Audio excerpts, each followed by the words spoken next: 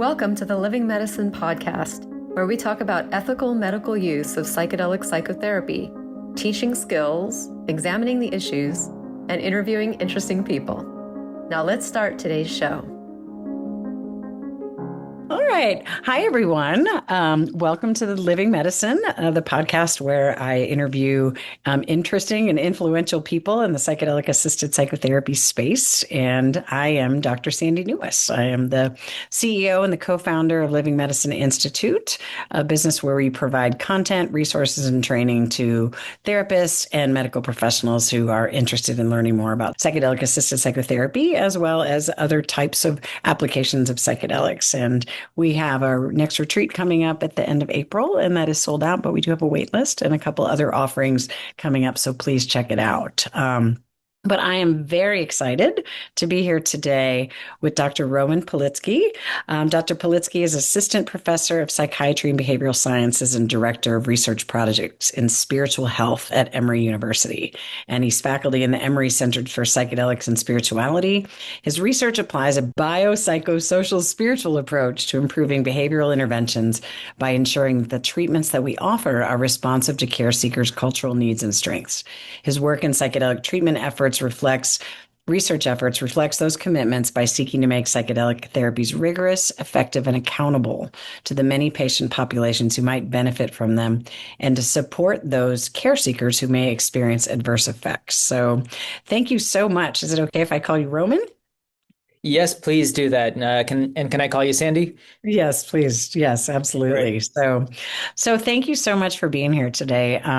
As I, mentioned kind of off the recording, I, first became aware of you through Hunt Priest and some projects that we were kind of, exploring, working on together. And he always spoke really highly of your work. And then I got to know you. I got to, the privilege of, witnessing your presentation at a conference, which we're going to talk about. And just in this little bit of time getting to know you, I really appreciate your emphasis on that kind of standards and rigor and how do we, integrate research methodology and science into good clinical practice. And so I'm excited to have you here. So thank you so much.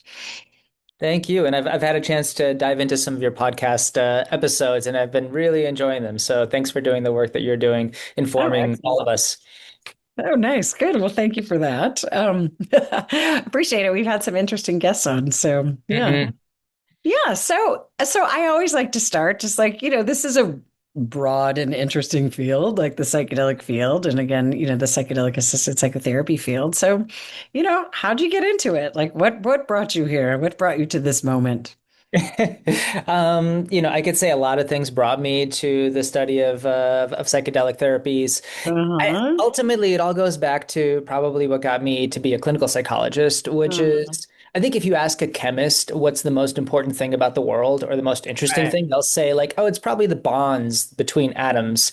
I'm a psychologist. So for me, it's the mind, right? It's the faculty with which we apprehend the world and experience it. So I think to me, that's always been kind of my motivation. And then, how can we use that and better understand it for the purpose of healing? And that's been kind of ever since I was a little kid. I think I've been just fascinated by how does the mind work and how, like, what happens when things, like when people need help or need treatment. Yeah. So how's psychedelics, right? That's more like, how's clinical psych, but like, how about the psychedelic piece? How did that kind of capture your attention?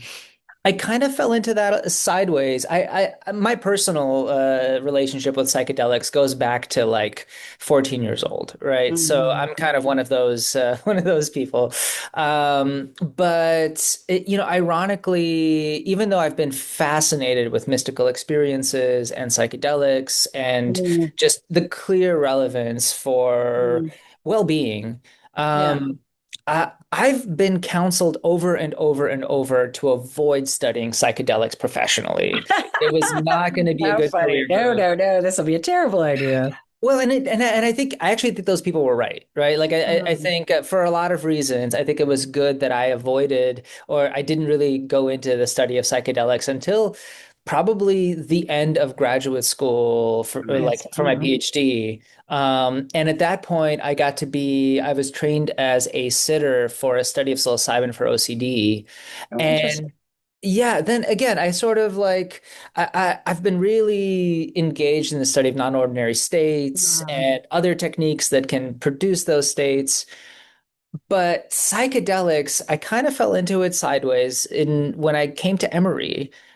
I Uh-huh. came right at the time when there was a center being formed here, and it just so happened that a lot of my training and a lot of my past experiences were just ideally suited for the study of psychedelics and spirituality, and also Mhm. psychedelic related adverse effects. Mm. And then there was just it was like a huge door opening, and yeah. I still don't necessarily I don't call myself a psychedelics researcher, if you'll Okay. believe Well, it. so did you get hired to work at the center, or were you kind of part of the team that developed the center? I was part of the team. So when Okay. I came on to Emory Spiritual Health. And Mm. that is really, it's both. It's a sort of a chaplaincy service across 12 Mm. hospitals. It's a research group studying spiritual health interventions, right? And there was Right. this really key formative moment when psychiatry and spiritual health both saw the relevance of psychedelics and that we could offer something pretty unique in this space through a Yeah. combination of really rigorous medical research and also very high quality spirituality work and spirituality research through an interdisciplinary center. And so I was there really right at the time that all of this was forming. How interesting. It's like, we've talked about our, mutual colleague and friend, Hunt Priest, and, he's really the first person I think who turned me on to the idea that spirituality is like a multicultural factor. And I noticed that's in your bio. I hadn't really thought about that before, just how important that is in terms of, recognizing and identifying and operating in a culturally relevant and meaningful way. So, Yeah. I mean, I think even the word spirituality, right? That's not a universal constant, right? Some right. cultures have it as a discrete concept, but as Sergio Rosal, who presented at the same conference that I Mm. did, which is he might say, well, for the people I work with, they don't call it spirituality; they just call it reality. They just call it life. Oh my gosh, I love that. Right? I mean, that's a whole nother thing. Like, how did spirituality get like segmented?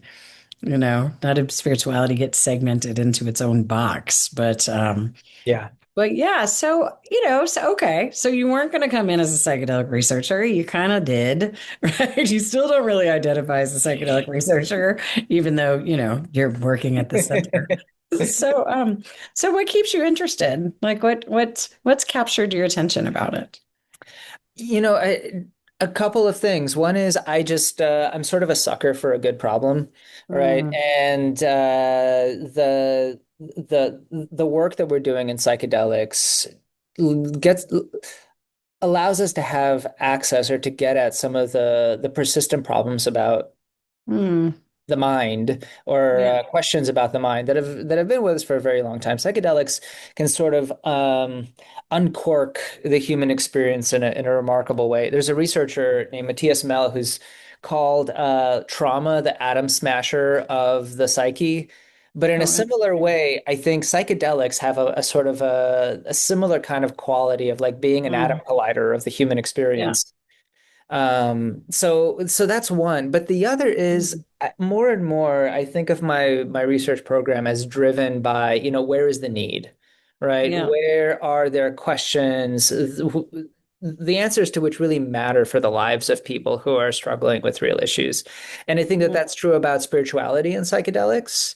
mhm. And that's also true about the work in adverse effects that we're doing. Yeah. Well, so let's talk about that interest in intersection of spirituality and psychedelics. I mean, Emory is super unique in that. And I actually really appreciate that. And I've been tracking it for a while. I know you all have an upcoming conference, and that's probably right around the corner, isn't it? We actually just did it. Oh, you So just finished it? yeah, Okay. yeah, How that was was it? March 25th. It was great. It was great. We had I think the highlight of it was, every year the conference it brings together the two disciplines of spiritual health and Mm-hmm. psychedelics in a way where they can Yeah. sort of stand on their own terms and then Mm-hmm. brings them into the conversation. So we had this wonderful researcher from Stanford, Boris Heifetz, who Uh-huh. talked about his work on, conscious experience, Oh, nice. ketamine treatments, just really, really interesting stuff. And George Fischette, who's a sort of a hall. This is a person whose life history is the history of spiritual health research in the U.S. Interesting. And we like seeing them come together in conversation. A lot of the time, spiritual health, we find it in medical settings that kind of like pays fealty or genuflects to the biomedical industrial complex. And Right. it's so enriching to see it on an even footing and to see how much we can actually learn from Mm-hmm. the earnest regard of spiritual health as a health outcome that matters, you know. Mm-hmm. Well, it's interesting. Like I have a whole career in adventure therapy kind of prior to this section and, kind of an emerging interest in like the construct of awe, Yeah. and which I would imagine kind of, relates to some of that and is a nice bridge. But, that might be kind of what you're talking about. Like we're moving away from like symptom reduction to kind of looking at, what other factors, might be, improving outcomes. And I think that's super relevant in psychedelics. Like, are we really just doing like regular psychotherapy? Is there something else here? What about the mystical components? What about the transpersonal components? How do they fit together? Does it fit into the same box? Um, Absolutely. yeah. Well, so what about your own personal interest in this intersection of spirituality and psychedelics? Like, how does, what do you think is important about that for you? And how does that relate to your life?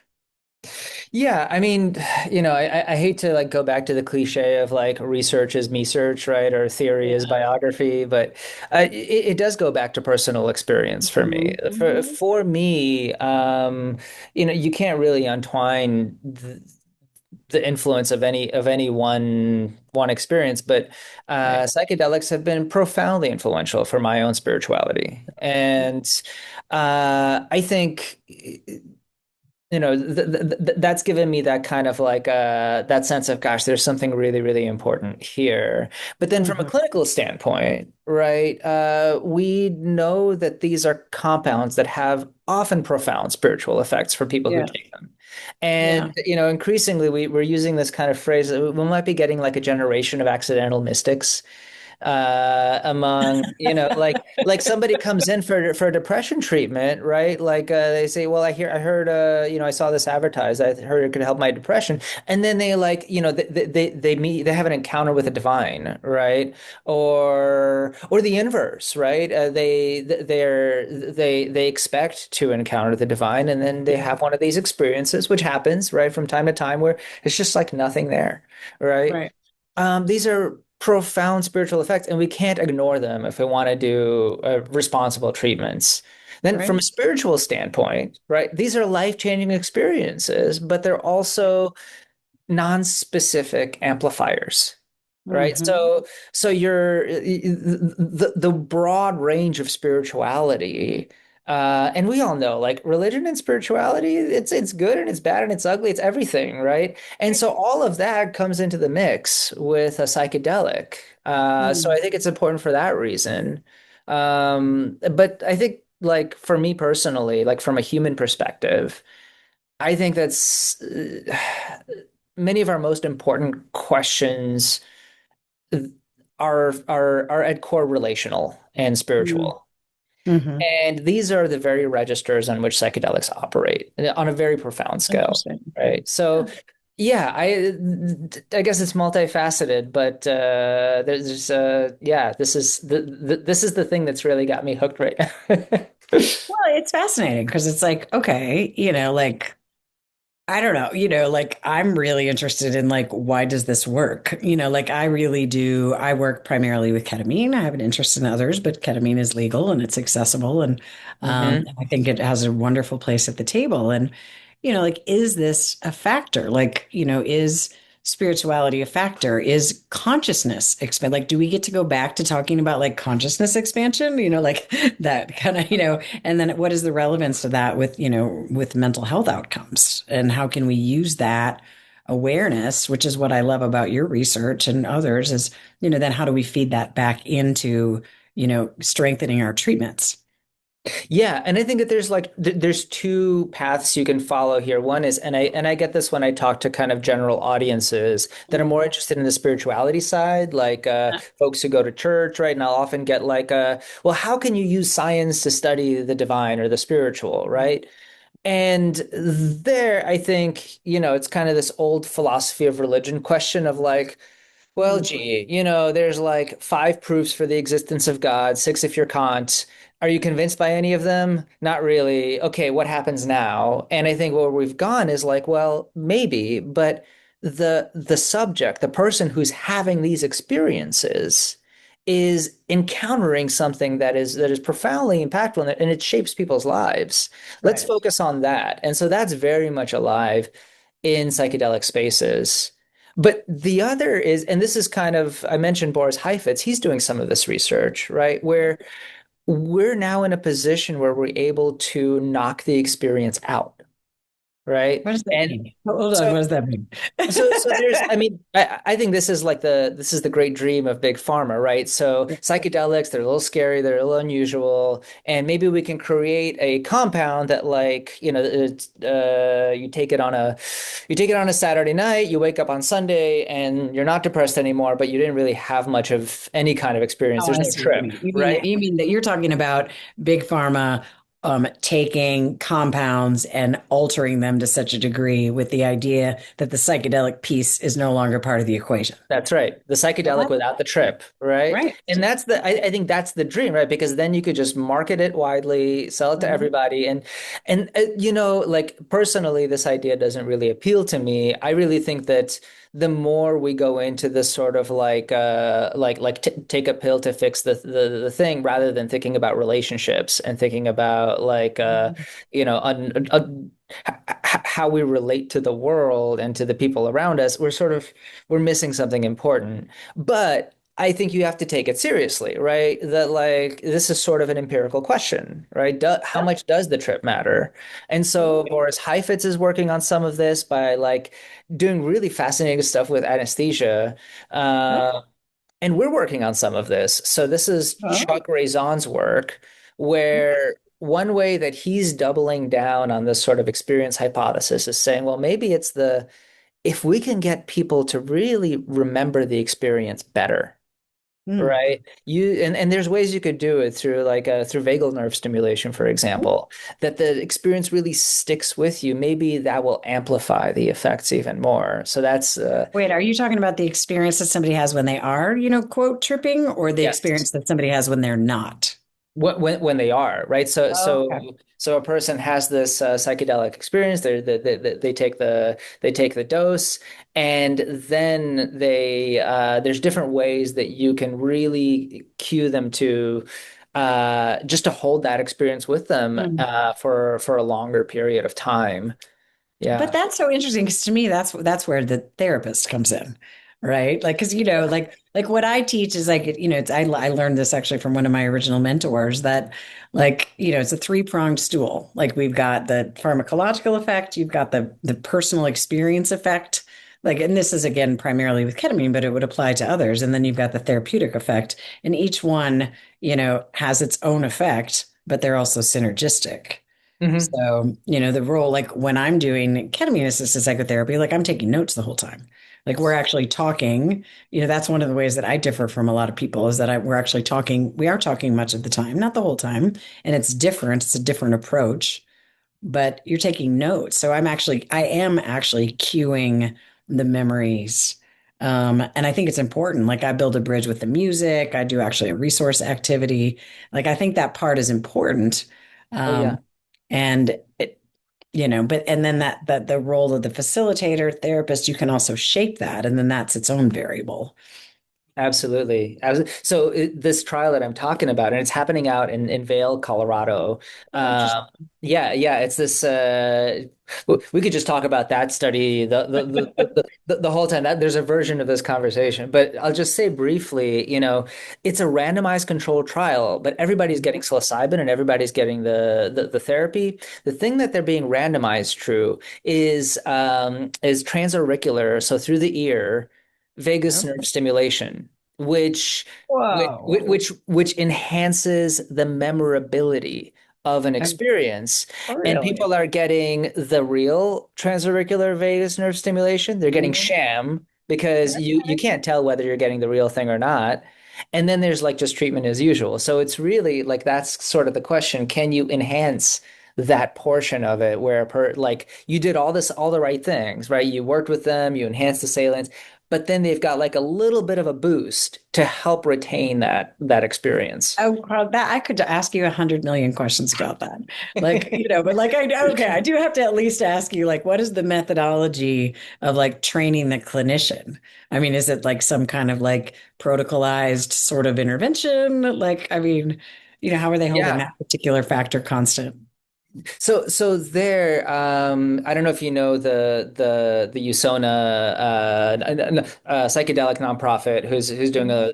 who's done a lot for especially for psychedelics research in the US and globally. But so they have like a kind of a set and setting protocol, Okay. and we are basically we're basing it off of that. Interesting. Well, that's exciting. Like, Yeah. I love that. I mean, back in the day, like I did research in like my dissertation work in intervention therapy about like, stopping, it's time to stop looking just at outcomes and rather look at process factors and, kind of what is the actual causal elements that are relating to the outcomes. So I'm excited to hear that this is going that way. Yay. I mean, the other thing, and this will wrap back to some of I think what brought us together Yeah. to talk about sort of some of the potential adverse effects or risks, right? Mhm. But this actually loops back to it because our team, so the Emory team's role in that study is we are collecting incredibly dense data for essentially 6 week, a span of 6 weeks before and after the dosing. Mm. And what we're really interested in is this question of like, if somebody has a difficult experience, we know that for some people that leads to greater difficulty. Some people who have a so-called bad trip or a challenging experience, they really go on to struggle. And some people find those challenging experiences to be incredibly helpful and they go on to thrive. Interesting. And Yeah. the question we're trying to understand is how do you tell the difference? Mm. Like when can you start to tell the different trajectories?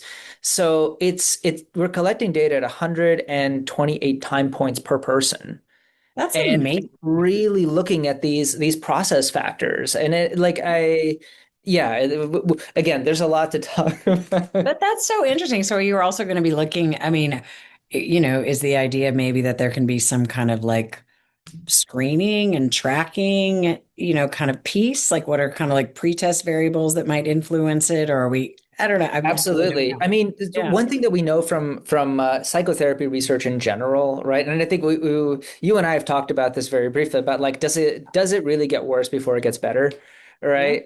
And the research tends to tell us that if people have these so-called sudden losses, like sudden Mhm. decrease in functioning, generally speaking, that's a predictor of poor outcomes with that psychotherapy.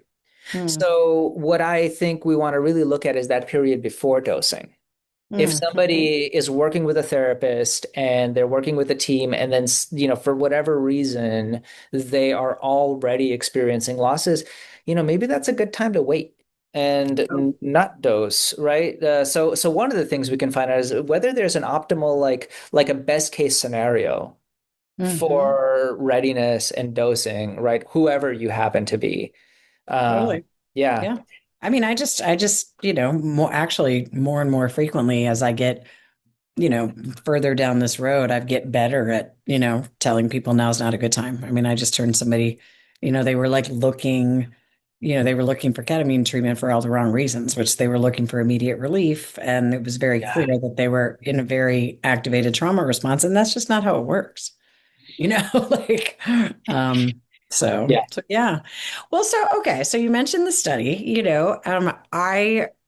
connection. I had heard your name from Hunt and others, but I was really excited about the presentation you gave at the Harvard Psychedelic Assisted Psychotherapy Conference. And it was really around adverse effects of psychedelics. And that's something that I am increasingly interested in. And kind of there's a thread kind of moving through some of the podcasts of just about like if we go into this with a more wide scale use, there's going to be adverse events.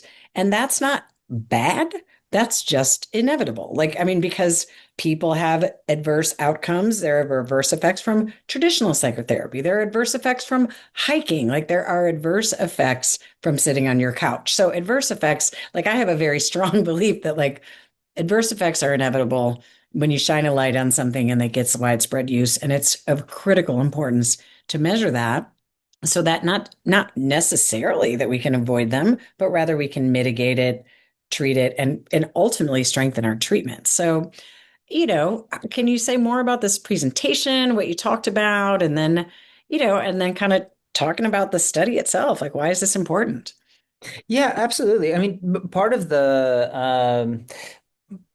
the motivation behind that presentation has a lot to do with what you're talking about, right? Not only does anything have, risk, you walk out into the street and there's risk, but we also there's a tendency for the more powerful an intervention is, the more there is a potential for side effects or adverse Sure. effects, right? And psychedelics are an incredibly potent Yeah. intervention, right? If you think of them as an intervention, right? There's this phrase I heard from this guy Andrew Holacek that some of these psychospiritually impactful experiences they can transform, but Mhm. at times they can also deform, right? And we really want to be able to recognize when that happens. And there's an unfortunate dialectic Yeah. in our field between, on one hand, there's a camp of people who insist, there's no such thing as a bad trip, right? Mhm. That there's no such thing as an adverse negative impact. Everything is really just grist for the mill. Yeah. And the other camp is that anything unpleasant or impairing is automatically a harm, Mhm. right? And we know that neither is completely true, right? So on one hand, like I talk to people every week who have, who will absolutely say, I did not get, there's this another phrase, you don't get the trip you want, you get the trip you need, right? I did not get the trip that I need, and I would give it back if I possibly could, right? Mhm. Mhm. But also I hear all the time from people who say that, my most difficult experience, my most difficult soul searching time was also the experience that put me on the right track in my life, Right. right? And that's also important. So I think the presentation that I gave was really beginning to how do we begin to get around this question and figure out what's the nature of the difficulties, what do they mean, right? Mhm. Clinically, if you're a clinician offering this as a therapy, you still need to understand what the range of impacts is. And I think about it like you're offering, again, this is if you're hanging out a shingle and promising these as a therapy, which a lot of people are, right? Well, okay, if I'm a patient and I'm going in for a procedure, and one version of the procedure involves like 4 months of existential soul searching and suffering, and the other procedure is just like, you felt a little bit of nausea, right? Which version would you choose? Oh, which door do you go through? Yeah, and you need to be able to present this candidly Right. to people who are not invested in the psychedelic movement, but are just trying to get some relief from suffering in their lives, right? And I totally agree with the hike. I use an exercise a metaphor, right? So physical activity is really good for you. Running is great for you, right? People get injured with running all the time. That doesn't mean that running is bad and that you shouldn't run, but I think it's important to be able to identify like when is pain like just normal pain and you can run through it, And when do you need to stop and rehab something? When is it a torn meniscus, right? Hmm. Um, the other issue that I think is really was kind of a motivator for this line of work is a lot of the time we get this question of like, well, so is it a harm or is it really a benefit? Mm. And Can you say more the about that? yeah, so like especially when you deal with like spiritual distress, right? Okay. So a sense of or onto is what they call ontological shock Right. or even like, sometimes people realize, oh my God, my relationship isn't working and I need a divorce, right? Hmm. Um that's pretty major, right? Potentially, but some people say, well, maybe that's actually a benefit, right? Maybe it Um, hastened something that was already happening, maybe maybe you not, maybe you right? needed to confront, maybe you needed to do some shadow work, right? Or something like that, right? And I would say, this is not how we see benefits and harms in most other treatment contexts or just in life. Right. Benefits and harms, they co-occur. You can absolutely benefit from taking a psychedelic and experience an adverse effect. Mm. And again, in fact, this is the way it is with most important things in life. The decision to have children, right? Right. People benefit tremendously and they complain about insomnia, right? Well, you're bringing up an interesting point though. Like this is a total sidebar, but what's coming up for me around that is that might also be one of the differences between like a therapist and a facilitator. Like if Mm. I'm doing traditional weekly therapy and suddenly somebody's like, "Hey, I'm thinking about getting a divorce," that would be something that we would dive into, we would look at, we would wonder what's going on, we would look at the things around it. But, kind of some of the threads of psychedelic world might be like, oh, so that's where the message that you got from the medicine. Well, you know, okay. Right, right. This belief that whatever comes up and emerges in the context of the medicine is exactly the way it's supposed to be. And, do we see that again? Like, is that a harm or is that a benefit? And I would offer, there's a big facilitation slash therapeutic piece there. And I think we've learned something. So I think most facilitators are now telling people, listen, don't make any major life decisions for Right. a little while, right? Give it a month, right? Let things settle a little bit. But I do think, the place where I think it gets really tricky, and this is where so the study that we're running is really we're running several studies, and that's what the presentation was about, Yeah. is really trying to understand what is the nature of adverse effects because they really do vary, right? Mm. What are their impacts and what treatment strategies help? And something that we see looks a lot like, not these sort of I think they're certainly interesting to talk about, spiritual kind of struggles and revelations, but like depression or panic Yeah. attacks. And and I hear from folks who say, well, I had panic attacks, all the time. I developed a panic disorder, and my facilitators were telling me that this is a sign of progress, right? And again, that there might be some truth to that eventually, right? I've heard people who've had a cancer diagnosis tell me 5 years down the line, listen, I'm so glad in a way that I went through that because I realized my priorities were way out of whack. Right. But I you mean, don't you don't give somebody that diagnosis and tell them, trust me, this is going to be great for you, right? right. The gifts of cancer, you're going to be great. You're going to be so happy this happened. Right. I Yeah. mean, and again, like I do not mean to elevate myself as a psychologist or a clinician, and yet there is a skill set and a knowledge body that comes with the license. For example, I was talking with somebody just today that I'm in the final stages of preparation, but it was a long preparation, like 6 sessions before even doing the first ketamine session because they have extreme complex PTSD. And I think it's so important to say, like when I say things might get worse before they get better, I'm doing that from a place of like, I know how to help you. I think I can resource you, and kind of from a place of like authority, but like a soft authority, not just like, Mm. oh yes, whatever happens is part of the process. And I don't mean to put anybody else down with that, but that is very handled with care because people are entrusting us with their deepest vulnerability and they're coming to us with a great deal of hope. and, on the verge often of hopelessness, which is a, precursor to suicide. Like there's a lot going on when people come to us. So, Absolutely. Well, and you have specific mechanisms in mind. So if you're yeah. working on sort of a complex PTSD situation, right, you might expect like, okay, maybe there's going to be some somaticization going on, right? Or there might be Mhm. something related. But like if somebody, comes in and says, oh my gosh, I'm just I can't make it out of my house anymore. I'm terribly agoraphobic and I'm throwing up or whatever. Right. It's like, okay, maybe this is beyond what we're kind of expecting, and we should wonder how we can repair, how we can remedy. Right. Yeah. Yeah. And yeah. Well, so do you see there as being categories of negative impacts? I think that you might have mentioned that. Like what it just kind of what do you think the categories that like that might emerge or are starting to emerge?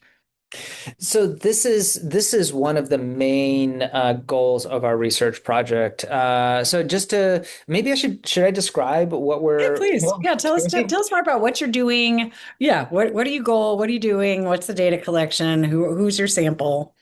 So we're doing two things Okay. that are relevant to this. One is we've recognized that there are some portions of adverse effects that just really most of our evidence comes from clinical trials, and these are just not collected, not captured in clinical trials at all.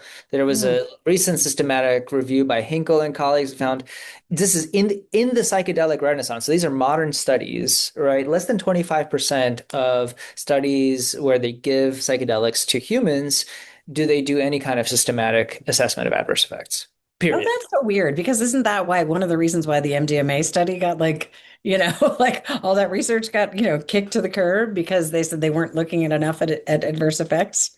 Oh my gosh. Yeah. I mean, if you think psychedelics can do something positive for the world, and if you care about public reception of psychedelics, then it's absolutely imperative to get serious about adverse effects, Oh right? yeah. Like that's one piece of this, right? That like Mhm. the exuberance and the utopianism, right, about psychedelics. I don't think it's been terribly convincing, right? Right. And I think we just have to convey a realistic understanding. So part of that is we've developed a method for concisely but systematically assessing adverse effects that generally don't get assessed in clinical trials. One of these Mm, is an obvious one, right? There is an interpersonal relationship. yeah. Again, a lot of pharmacological companies would much rather not call it psychotherapy. There's just, oh, it's just support, right? It's safety monitoring, right? But there's a human relationship there. And when there's a Yeah. relationship between humans, there's room for that relationship to be harmful, right? Or to have a breach of trust, right? These are things, Right. of course, none of us therapists would ever do, right? Never. But that can happen. And the other is this range of cultural, transpersonal, spiritual, relational, behavioral Mhm. effects which just have not been on the map. So we are now using this approach in a number of studies, both people using psychedelics naturalistically out in the world, but also Mhm. within clinical trials, like the study that Mhm. I just told you about, right? Mhm. And here we're able to get a sense of what are people reporting that's worsening for them Mhm. since baseline. Mhm. And there we do have a typology, right? So this is a theory informed set of adverse effects. So we do have spiritual and or psychospiritual adverse effects. So things like religious struggles, right? Mhm. You again imagine a very religious person who heard, gosh, I think that this can give me that mystical experience of connection to the divine. And they Yeah. come in and there is just nothing there. And Yeah. that is a moment of crisis. Or they come back with, really big ideas about what the nature of the divine Mhm. is, and then that causes a rift with their religious community, right? That's a Mhm. potential outcome that nobody was looking out for, and yet we Right. absolutely see it happen. Yeah. So we have a kind of a top-down, theoretically derived set of categories. Hmm. But the other study, and the one that we're recruiting for right now, it's actually an enriched study. So which means everybody in the study is someone who has experienced an adverse effect, somebody Yeah. who has taken a psychedelic and experienced some kind of impairment or distress after the acute effects have worn off. Mm. And that's a study of we're hoping to collect data from 800 people. It's highly detailed information about Yeah. all of the symptoms that they might be experiencing, about Mm. everything that might have contributed to it, how they understood it, how they interpreted it, whether they tried anything that might have helped. And then what we're doing is we're tracking for 1 year what happens to those Interesting. people so that Okay. we can really understand whether there are some clusters, some situations that really are especially concerning, where Mm. the symptoms don't seem to resolve for a while. And Mm. what is it that helps those people? So Mm. the headline for that study is Your Story Matters, Oh, right? interesting. And Yeah. so what I find is like in again in this kind of exuberance of the psychedelic age, people who have adverse effects often fall through the cracks. And this Yeah. can be alienating and even harmful as an experience, right? The fact For is, sure. right, people can experience adverse effects. And when they're confronted with people who don't understand what these are or how to help, right, this isn't always beneficial to those people, No. right? No, So I mean, it's interesting. The piece that I think it was actually, Raquel Bennett, actually, Dr. Raquel Bennett, who pointed this out in a meeting I was on with her long ago, that I think in with the psychedelic exuberance, as you're calling it, when people do experience adverse effects, they feel like because we're not talking about it enough, they feel like they're the only one. So then they yeah. go just like kind of crawl off over there because when everybody's like, "Oh, how was your mushroom thing?" and no, no, no, no, was it so? Tell me everything. And they're just like, "I don't know, it absolutely sucked and it was miserable and I feel awful." Like what about what happens there? The shame, like the Yes. failure, the crash with the expectations, like there's so much there.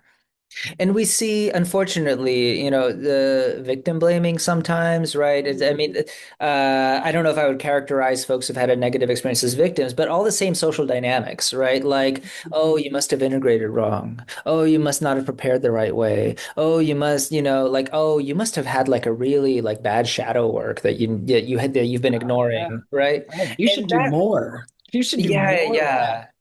And that really makes you the problem, right? Right. And so what I have found, and a lot of this work, I'm Mm, I'm really lucky to be able to stand on the shoulders of giants in all of this. One of these mm, giants is Willoughby Britton, who's mm, she's a researcher who studies meditation-related adverse effects.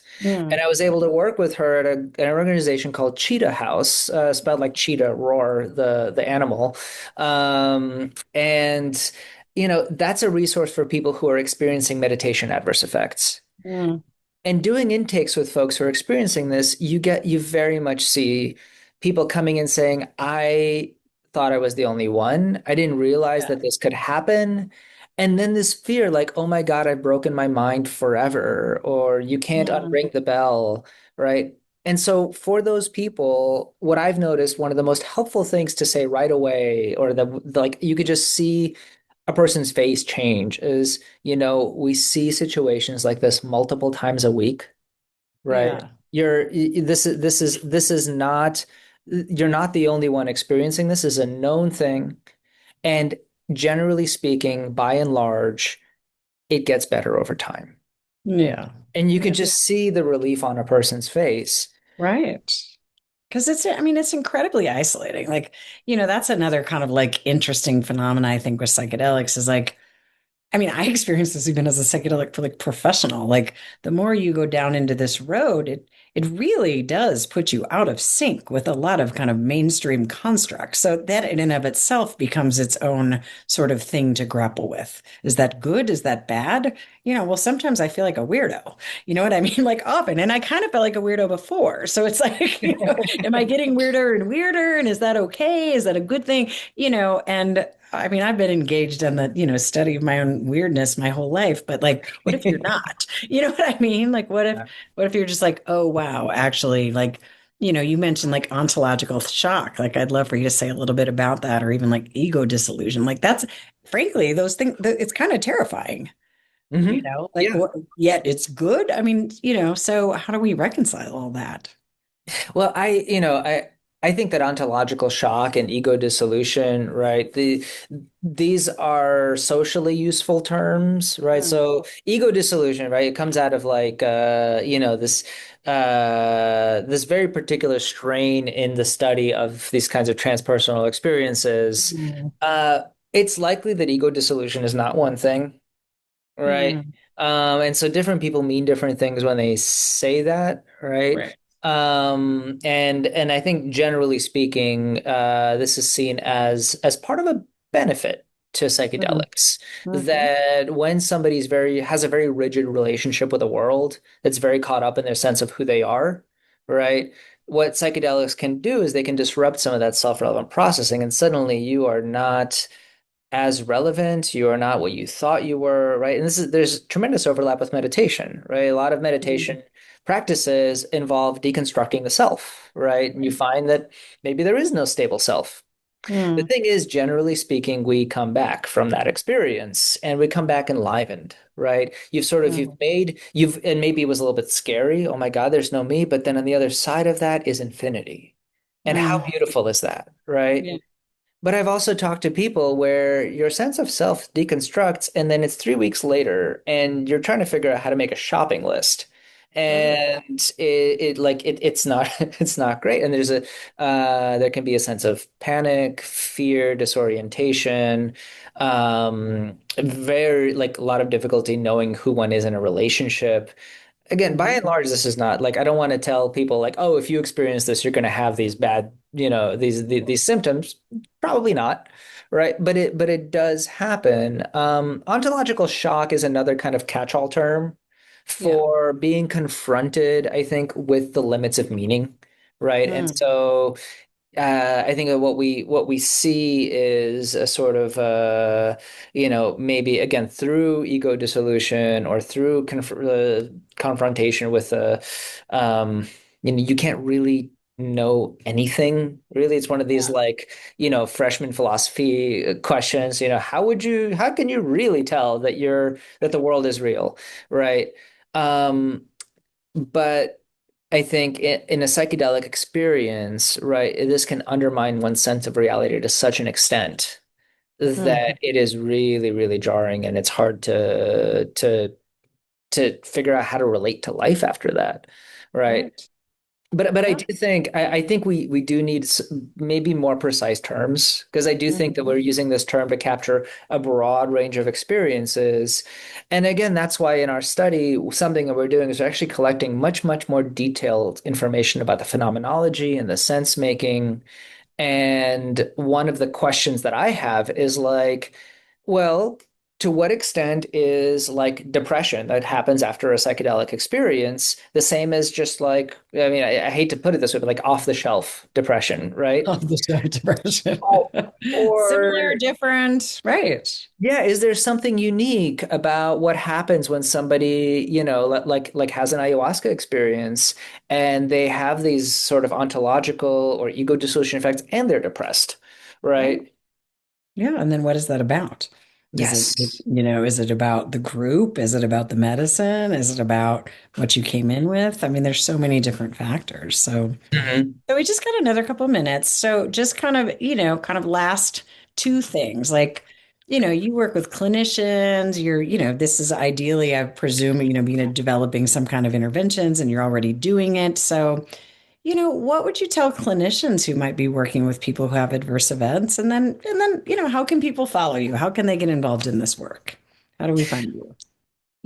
I think for clinicians, it is really important on one hand to take very seriously the narrative of the person that you're talking to. Yeah. A lot of the experience of somebody who has an adverse effect and who seeks help is that other people may not have been terribly validating.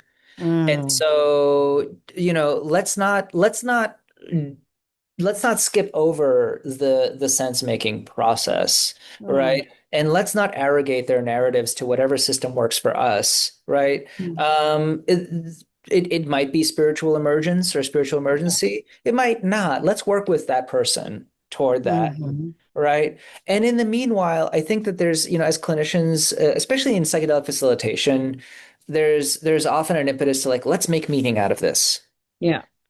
And what happens with especially the longer lasting adverse effects that I've seen, and what I think is very helpful, is to sort of let a person know, you know what, the meaning will come.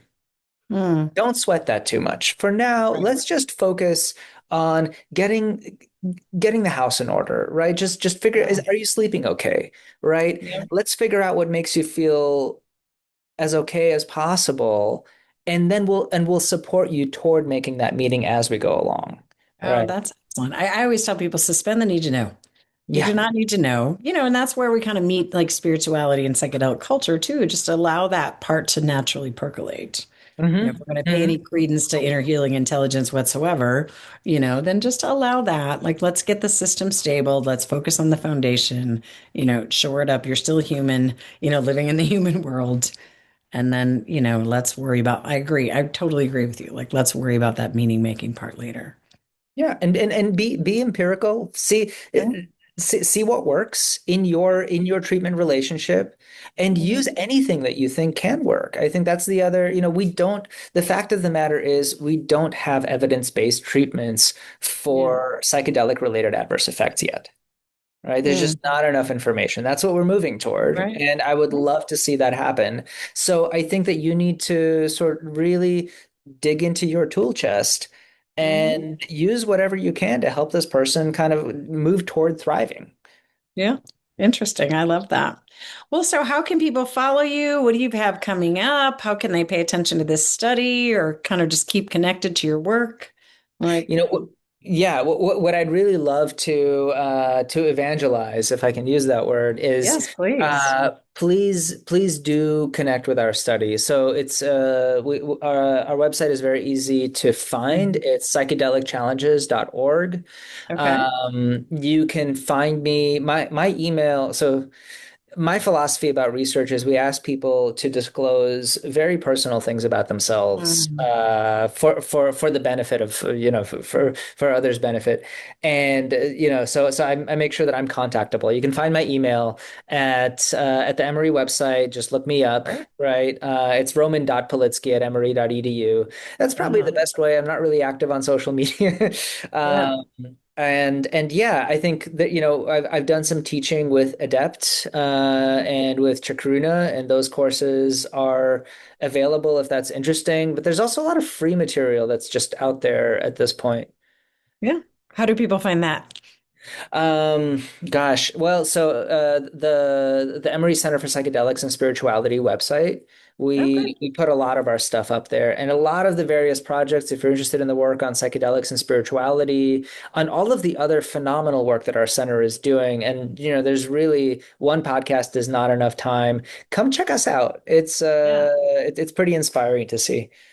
I think what you all are doing is amazing. So I think that this study is amazing. I appreciate your commitment to doing it. I share your agreement. Like, in order to validate the field, like, we have to look at adverse effects, like, kind of that has to be done. And, that it's normal, it's good, it's useful, it's important. It's not like bad. And Hmm. I appreciate your emphasis on rigor and ethics and the science and the research. And I'm so happy to hear that you're doing that. And the work of the center is amazing. And thank you so much for being here. Anything else you want to share? Just yeah, if you or someone that you know has experienced any adverse effects, please do find us. It's a paid study. Great. We would love to hear from you. Good. Excellent. All right. Well, thank you so much and appreciate your time. And thank you again for being here. This has been really great. Thank you, Sandy. Thanks for listening to Living Medicine. We'll see you again next time. Be sure to click subscribe to get future episodes.